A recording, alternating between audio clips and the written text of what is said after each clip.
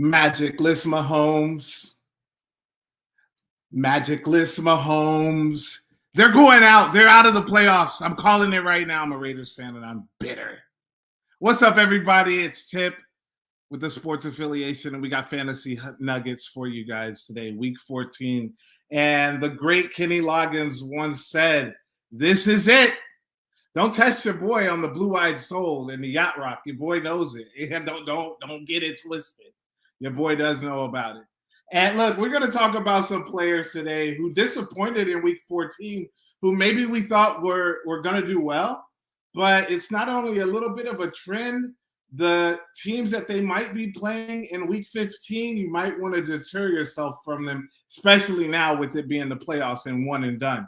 If you're having a bye week, congratulations to you. I've got a couple bye weeks. I got a couple of teams that I'm fighting, and I got a few teams that I'm out of it as well. So congratulations to the bye week guys. Hey, go ahead, relax, sip a Mai Tai, cocktail, whatever, smoke a cigar, get ready for the playoffs, because you don't want to be one and done and then not make it to the championship game. You want to at least show up in week 2.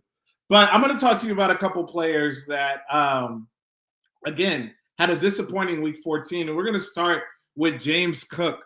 I mean, he had a prime matchup. This is the run-heaviest team in the NFL, in the Buffalo Bills. And they had a prime matchup against the Cincinnati Bengals, who give up the most points to running back, and he scores 11 points. 11 points. And, it's not going to get much easier in week 15, because week 15, he is playing against those New England Patriots. It's a team that is on bye this week, so they're resting. It's a big divisional matchup next week against the Buffalo Bills and Patriots. I mean, that's going to be huge. And so you got to worry about that. And not only that, the New England Patriots are the worst team to run against. So they go from the best team to run against in Cincinnati, which he didn't do anything, and now he goes against the best team in a divisional rival game. So I don't think James Cook is going to deliver in week 15. And, we flip up from James Cook, and now we're going to talk to you about Breece Hall. And Breece Hall, another guy, a lot of people were high on him. I wasn't so high on him. I've talked about how the Miami Dolphins, you can still get yardage on them, but they haven't allowed any rushing touchdowns in their last 3 games, now 4 games. So they haven't allowed any of those rushing. So that in of itself is something that we need to notify ourselves and let ourselves know that their defense has gotten better, particularly in the run game. And they did it again to Breece Hall. And now you got Breece Hall. He's going against this Jacksonville Jaguars team, and this Jacksonville Jaguars team is very, very nasty against the run, especially in the last 3 games. Last 3 games, or 4 games now, they're actually averaging under 60 yards rushing. And look, I got to tell you, this Jacksonville Jaguars defense, they fly around a little bit, and they're fun to watch. And so I'll tell you right now, Breece Hall is another guy that I'm watching out for week 15. You might have to just play some of these guys, but you might want to also look at matchups, because that's when you're going to really separate yourself, is by matchup looking, making sure that you're utilizing and your matchups to your advantage now. Sometimes you got to play players like, look, you got to play James Cook, but you also may want to look at certain things, because if you're playing him next week and he's going against this tough matchup, and you got a guy who has a way easier matchup and who has on a good offense, like a Javonte Williams, even though, look, Mikhail Davis is starting to become a little thorn. But look, you got a guy like that, you may want to consider just to not put yourself behind in a playoff game. And, we're going to talk about 2 other players, and one of them is a wide receiver from Dallas, and it's CeeDee Lamb. And it's not because I don't think CeeDee Lamb can get it done, and it's really not because of his opponent in week 15. It's just because I don't even know if he's going to play at this point. I saw some video where, and I'm starting to hear it being talked about a little bit more, where when he went down, he had his hands locked up again, kind of like the Tua thing. And I'm not so sure that he does play this week. I mean, it'll be great if he does, but it could be one of those situations where they hold him out. The Cowboys pretty much are out of playoff contention at this point. I mean, they may have a little hope, but pretty much that game against Detroit sealed their fate. And so it's one of those situations where you may have to look elsewhere. And I have that situation. One of my teams that I was talking about that's on bye next week. Hopefully he comes back the week after that. I don't have to deal with it next week. So that's something that you also want to look at. And the last guy that I want to talk to you guys about is Emeka Ibuka. And I think with him, you got to look at his last 7 games. Last 7 games, he's only scored double digits one time. And I think he's hit a wall. I think that he was asked to do and had to do so much at the beginning of this season because you had Chris Godwin getting banged up. You had Mike Evans hurt. And you had Jalen McMillan. You had, basically a stitched together wide receiver group who Baker Mayfield has, turned into a good group. But again, Emeka Ibuka, I think he may have hit a wall. And now you got to deal with Mike Evans possibly coming back. So if you have to deal with a guy who maybe has hit a wall possibly, and then you got to deal with targets being taken away, again, this might be another guy where I'm out on getting right now because it's just one of those situations where Emeka Ibuka, you did great for me at the beginning of the season. You maybe ran out of steam. Now you ran out of steam, and now you're not going to cost me anything in the playoffs. So that's one of the guys that I would look to definitely fading in the playoffs. Now let's talk about a couple players that we could pick up. First of all, prayers up to Daniel Jones, man. Like, what happened? It was crazy. I didn't see exactly what happened on the play. I saw that he looked like he tripped. So then when I saw him trip, I was just kind of like, oh, he may have tripped. But then when he slammed his helmet down multiple times, that to me was sheer frustration. And then they said it was his right leg that he's dealing with, and the other leg that he had the broken fibula was in his left. So was there some compromising there with that leg? Possibly. But look, all is feared right now that it's an Achilles injury.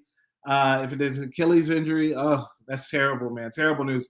So I will say this for fantasy football wise, if you're in a 2 QB league and Riley Leonard is there, I've checked in a couple of mine, but I played with some, I'm telling you, some pretty savvy players, and he was already gone. But that might be a pickup this week that you might want to look at. Yeah, it wasn't great. Again, he's going against Jacksonville Jaguars defense, but you could do worse at this point. The way the quarterback position has been going, it wouldn't be a bad pickup at this point. And, if you have any budget left, I would probably spend all the fab budget that you have on him to go ahead and get him. And another guy that I'm looking at too is Flournoy from the Dallas Cowboys. And with CeeDee Lamb possibly being out, you would maybe go ahead and put some money down on him too, because he could be one of those unsung heroes for a team that's still going to play, still going to fight, not maybe going anywhere. Maybe they want to see what they have in him if they sit down CeeDee Lamb. They know they got a George Pickens. They also got to figure out what they're going to do with him in the offseason. So what are they going to continue to do with him? I think he continues to pad the stats because he was trying to get as much money as possible. Hopefully a big deal if they don't franchise tag him. But that's neither here nor there. But I will say this: we got a couple of games. We got this Sunday night game with the Houston Texans versus the Kansas City Chiefs. And, I wanted to go off the cuff and talk about Woody Marks and say I think he could be Mr. Sunday Night, but, man, he's been such a disappointment. The way they utilize him has just been such a disappointment. I don't think that we get anything different, especially from a Kansas City Chiefs team. So I'm going to say Rashee Rice. This dude has been balling out of control. I think he continues to ball out of control, even with the Texans team, who's the number one as far as stopping the wide receiver. Patrick Mahomes and him have that connection. I don't necessarily think that the Kansas City Chiefs will win, but I will say right now, Rashee Rice gets in the end zone, gets you about 80 yards, 6 to 7 grabs. That's what you're looking for. He's going to be Mr. Monday Night tonight, or Sunday night. And then for Mr. Monday Night, for me, look, Mr. Monday Night, the LA Chargers versus the Eagles, right? This could actually be like a really low-scoring, nasty game, 13-10, and because the Eagles don't care. They don't care if they score a lot of points. They don't care if they don't score a lot of points. As long as they put a win on that board, that's all they care about. And it sucks for fantasy because they're such a loaded team and you want to go out there and play these players. But there's no way I could play confidently an Eagles right now. Yes, you could say AJ Brown, but look, the LA Chargers have been stopping the pass the last few games.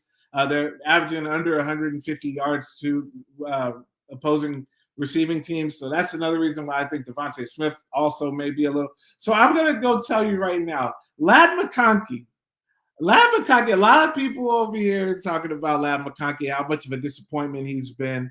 And, you know, I will say this. He has been a little bit of a disappointment. But I wholeheartedly believe in Ladd McConkey. And one of the reasons why I believe in him is because of the chemistry that Justin Herbert has in him. Justin Herbert is hurt, right? When you're hurt, you're wounded, you're going to go to that safety blanket. That safety blanket is not Keelan Allen. That safety blanket is Ladd McConkey. I can easily see Ladd McConkey get 10 catches this game. Does he get in the end zone? Maybe not, but 10-plus catches in this game because Justin Herbert just believes and trusts in him. It may be one of those Quentin Johnson games again where he gets forgotten about. So, you know, just you got to deal with that. But other than that, guys, look, this is Fantasy Nuggets. We'll meet you back week 15, and we'll talk about these fantasy football playoffs. And I got to tell you, if you made it, congratulations. You're on to the next level. If you didn't make it, go back and look at some of the things that you could have done differently. Did you check and look at all the settings at the beginning of the season to see the scoring settings to determine how you're going to draft? That is the number one thing that you always need to look at is what are your scoring settings? You look at your scoring settings, that will set you up for success. But other than that, this is Tip Major from the Sports Affiliation. I really appreciate you guys tuning in and listening. Peace. We're out.